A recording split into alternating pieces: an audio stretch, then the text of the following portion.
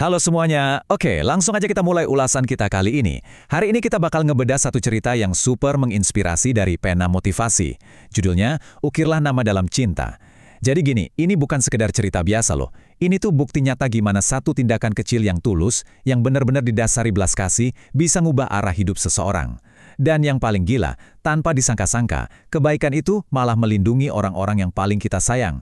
Serius deh, kalian harus dengerin ini sampai habis. Tapi sebelum kita masuk ke inti ceritanya, kita pelanin tempo sebentar ya. Coba kita resapi kutipan spiritual yang jadi pondasi ulasan kita hari ini. Diambil dari kitab Roma, pasal 14 ayat 7-9, sebab tidak ada seorang pun di antara kita yang hidup untuk dirinya sendiri, dan tidak ada seorang pun yang mati untuk dirinya sendiri. Kita adalah milik Tuhan. Merinding gak sih?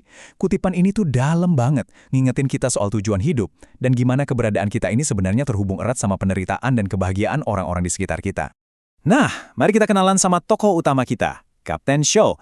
Beliau ini seorang misionaris yang dedikasinya nggak perlu diraguin lagi.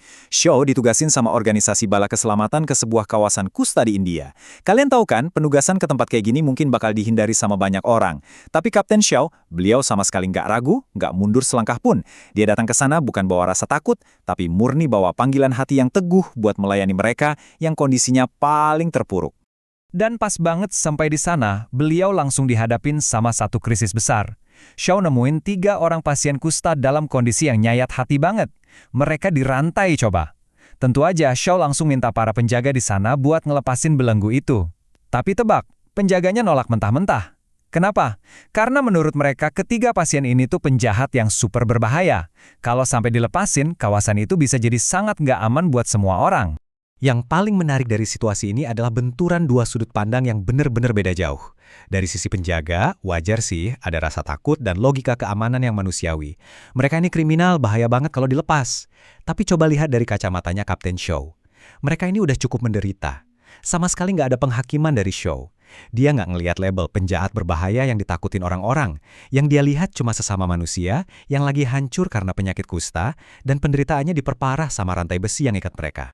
Dari empati yang sekuat itu, keluarlah sebuah keputusan yang bisa dibilang sangat radikal. Shaw nata para penjaga itu dan dengan tegas bilang, saya yang akan bertanggung jawab. Mereka ini sudah cukup menderita. Wow, ini baru yang namanya kepemimpinan sejati. Kapten Shaw berani ngambil alih semua risiko dan masang badannya sendiri. Dia rela jadi tameng buat ngebela orang-orang yang udah dibuang dan terpinggirkan dari masyarakat. Dan Shaw nggak cuma ngomong doang ya, tindakannya langsung ngebuktiin itu. Pertama, dengan kerendahan hati yang luar biasa, dia berlutut di hadapan mereka. Bayangin deh, seorang pemimpin berlutut di tanah berdebu di depan para tahanan kusta. Terus, dia nggak nyuruh orang lain loh, dia sendiri yang pelan-pelan ngebuka rantai mereka. Dan yang paling luar biasa, dia langsung bersihin dan rawat luka-luka menganga di pergelangan tangan dan kaki mereka akibat gesekan rantai itu.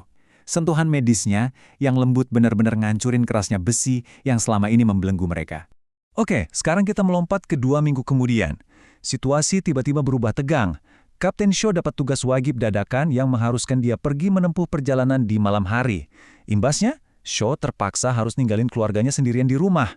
Di titik ini, ceritanya jadi lumayan bikin deg-degan.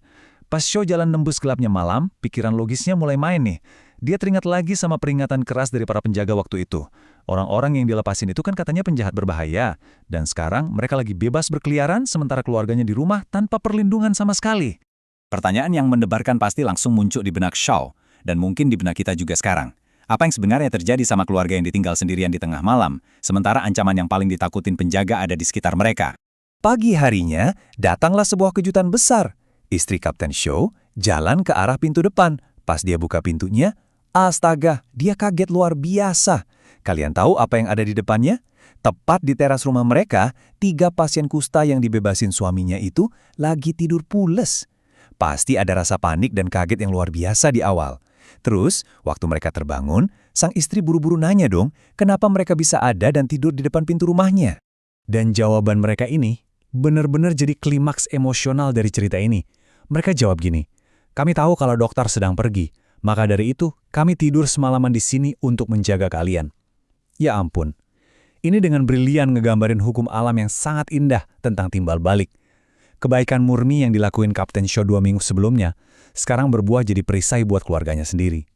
Ketakutan show semalaman itu langsung dijawab lunas lewat tindakan tak terduga dari orang-orang yang awalnya dianggap sebagai sumber bahaya terbesar. Jadi, apa inti pelajaran dari ulasan kita kali ini? Sederhana, tapi kuat banget. Kalau segala sesuatu dilakuin dengan rasa sayang, maka yang akan kalian terima juga adalah kebaikan. Ini semacam pengingat buat kita semua kalau belas kasih itu bisa nembus batas apapun. Gak peduli latar belakang seseorang itu seburuk apa, mereka tetap punya kapasitas buat merespons cinta dan ngebales budi baik yang mereka terima. Pesan utamanya udah jelas banget ya, jangan pernah capek buat berbuat kasih sayang ke orang lain, karena pada akhirnya kebaikan selalu tahu jalan pulang ke kalian.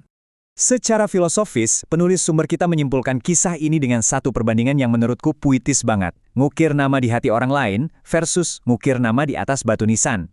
Batu nisan semahal apapun, suatu saat pasti bakal terkikis oleh waktu kan?